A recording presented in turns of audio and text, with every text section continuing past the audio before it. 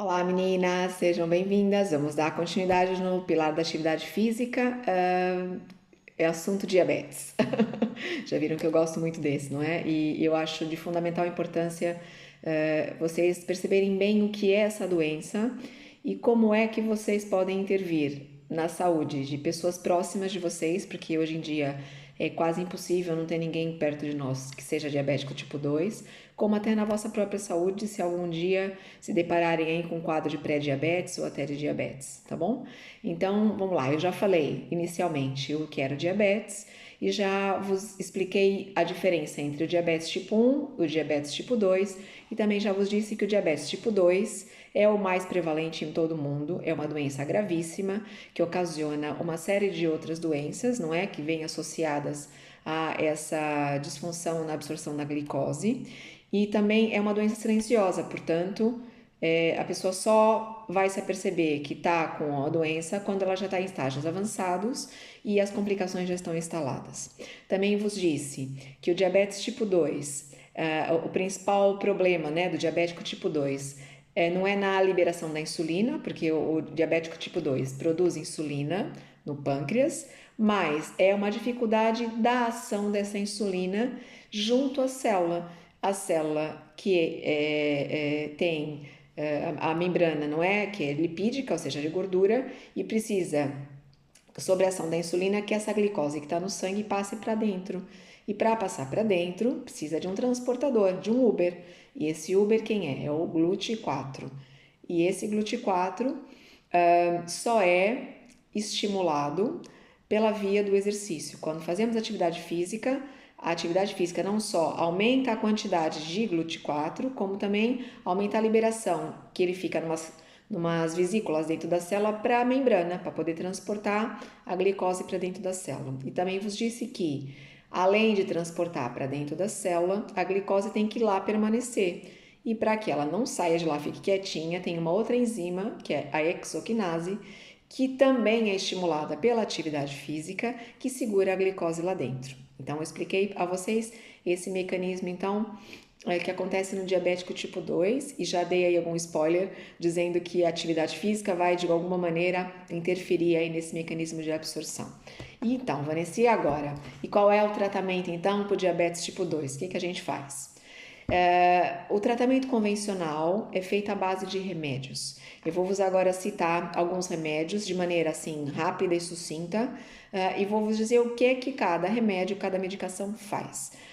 Não é que o remédio, depois vocês vão ver quando terminar aqui essa parte, não é que o remédio não sirva para nada, mas os remédios, em todos eles farmacológicos, não atuam diretamente no problema, ou seja, atuam em mecanismos uh, ao lado, digamos assim, da verdadeira causa do problema. Não atuam na causa, atuam ali de maneiras, por outras vias, para tentar diminuir a glicemia, não é? A glicose no sangue, mas não vão na causa do problema para curar a doença. Portanto, o medicamento mais utilizado, que vocês, se tem alguém na família com diabetes, já devem ter visto, é a metformina. A metformina é o mais utilizado por quase toda a gente. O que a metformina faz? Ela estimula a produção de insulina pelo pâncreas e com isso diminui também a liberação de açúcar pelo fígado para a corrente sanguínea, diminuindo a glicemia. Mas aí a gente pensa assim, mas o problema do diabético não é na produção da insulina, o diabético produz. Portanto, a metformina não atua na causa. Depois também são utilizadas um outro tipo de substância chamada, eu vou ler porque são só palavrões, sulfonilureias. O que essas sulfonilureias fazem?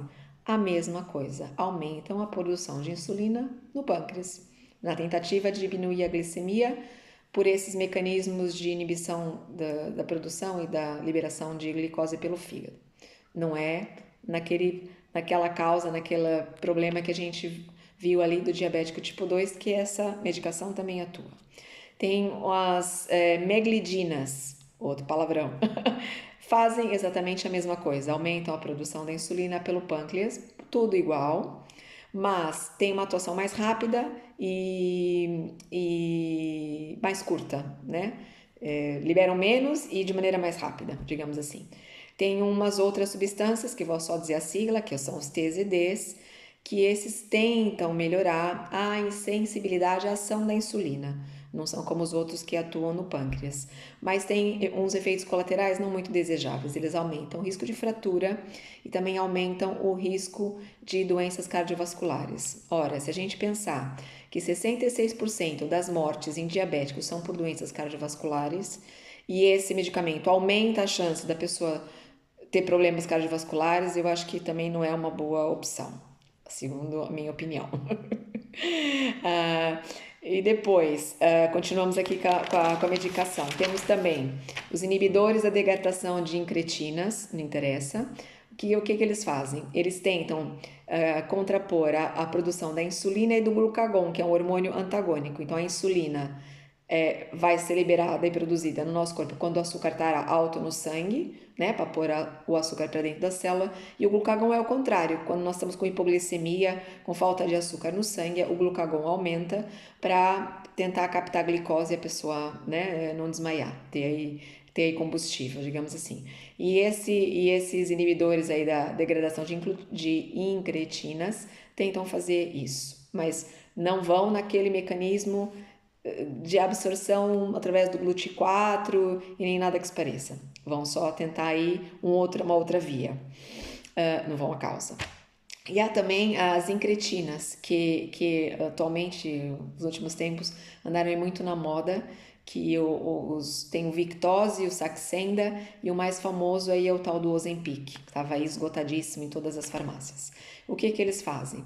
Exatamente a mesma coisa, aumentam a liberação e produção de insulina e diminuem a produção de glucagon, pela mesma via, ou seja, ninguém nunca, nenhum medicamento desses todos que eu vos citei, vão tentar ir à causa do problema. O que acontece com essa insulina, com o Ozempic, por exemplo? Muita gente estava utilizando não para fins diabéticos, digamos assim, estava utilizando como fins de emagrecimento.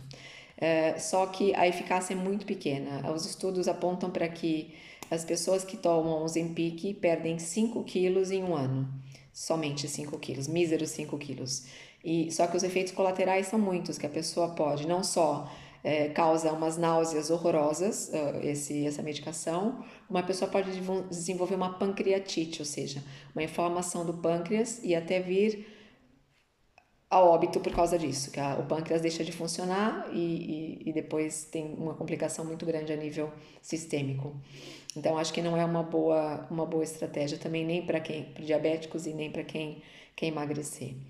O que realmente vai atuar no problema do diabético tipo 2, que eu já vos disse, que é a captação da glicose ali junto da célula, né? Pegar na glicose de fora da célula, pôr para dentro, depois fechar a porta para a glicose não sair, é o exercício. Por quê?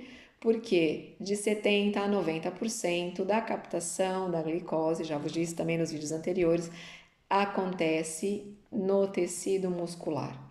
Então, o exercício seria a forma mais eficaz de efetivamente controlar a glicemia, controlar a doença, e em muitos casos, se for feito de maneira adequada, com orientação adequada e ad eterno, é como se fosse tomar uma pílula, em vez de tomar metformina, em vez de aplicar o Ozempic na barriga, faz esse exercício pro resto da vida, a pessoa deixa de ser diabética, é mesmo assim que funciona. Eu agora vou vos falar aqui, vou citar alguns estudos, só para que vocês tenham aqui ideia do que acontece. Olha, fizeram um estudo muito giro com 3.234 pessoas e essas pessoas foram divididas em 3 grupos. Um grupo era o grupo placebo, o outro grupo era um grupo que tomava metformina e o outro grupo era um grupo que fazia atividade física e também teve mudança no comportamento alimentar, nos hábitos de alimentação. fizeram atividade física foram acompanhados por vários anos, não foi só um período curtinho. E o que se verificou no final desse estudo? Que as pessoas que tomavam metformina tiveram uma redução, eram todas pré-diabéticas, não é? E as pessoas que tomaram a metformina só tiveram uma redução da probabilidade de ser diabéticos em 31%.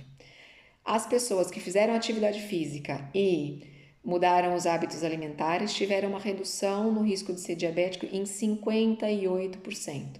Ou seja, só por aí já se vê a grande vantagem, né, de se fazer atividade física ao invés de tomar remédio. O remédio tem os efeitos colaterais adversos, que a gente já sabe, basta ler a bula, e o exercício tem efeitos colaterais que ainda vão melhorar o quadro de saúde da pessoa, ou seja, aumenta a massa muscular, diminui a gordura visceral, e diminuindo a gordura visceral, que é aquela que está à volta da barriga, ainda diminui uma substância chamada adipocitocina, só palavrões hoje, e essa adipocitocina parece interferir negativamente na ação da insulina. Portanto, de quebra, a pessoa não só diminui a chance de ser diabética, mas diminui a produção, a gordura visceral e a produção dessa substância.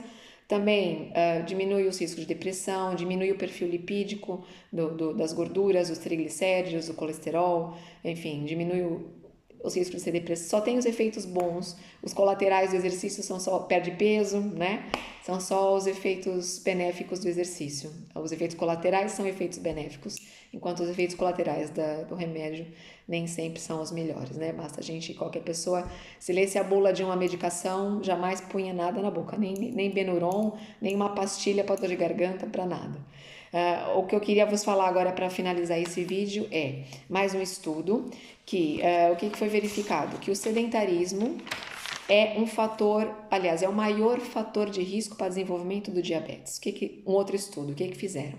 Pegaram um grupo grande de pessoas saudáveis, sem nenhum problema, que eram ativas, que aí davam cerca de 10 mil passos por dia. Todo mundo tem aquele contador de passos e alguma vez já utilizou para ver quando vai fazer uma caminhada ou qualquer coisa assim.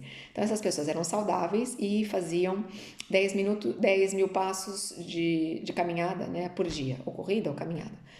Eles pegaram esse grupo e falaram assim, olha, a partir de agora, vocês só vão dar 1.300 passos por dia. É que nem os deixaram parados. Falaram, olha, vão passar de 10 mil para 1.300 passos por dia. E a alimentação não mudou, nada, ficou tudo igual. E depois avaliaram, não é, insulina, absorção de glicose, a glicemia, todos aqueles parâmetros. E depois de 2 semanas, eles reavaliaram essas pessoas, só 2 semanas de diminuição da atividade física, nem foi de sedentarismo total. Foram avaliar essas pessoas e o que eles verificaram? Que bastou diminuir a atividade física para a captação de glicose, ou seja, pegar a glicose do sangue e pôr para dentro da célula, diminuir em 17%. Então, houve uma redução só da pessoa estar parada, mais parada, nem parada, na captação de glicose de 17%. Depois, a expressão do GLUT4, daquele transportador do Uber da membrana, também reduziu em 30%, ou seja, baixaram. E a conclusão do estudo é que essas pessoas que não estavam 100% diabéticas, mas tornaram-se menos ativas só por 2 semanas, aumentaram o risco de desenvolver diabetes tipo 2 em 40%, mesmo sem engordar e nem estarem 100% sedentárias. Tá bem? Então fica aqui esse estudo só para a gente pensar um pouquinho. Já vimos então que o exercício é a maneira mais eficaz de tratar o diabetes tipo 2. Mas que tipo de exercício, Vanessa? O que eu faço? Eu caminho, eu nado, eu corro, eu pulo corda?